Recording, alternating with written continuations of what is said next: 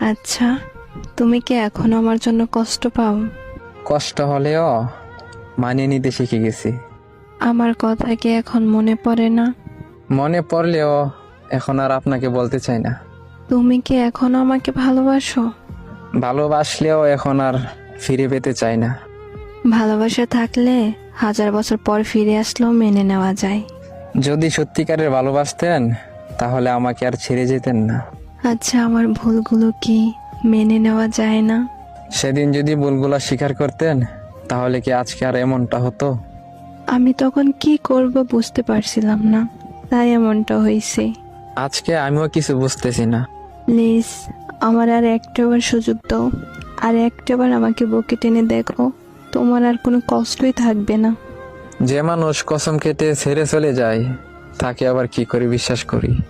এমনটা আর হবে না। আমি আমার ভুলগুলো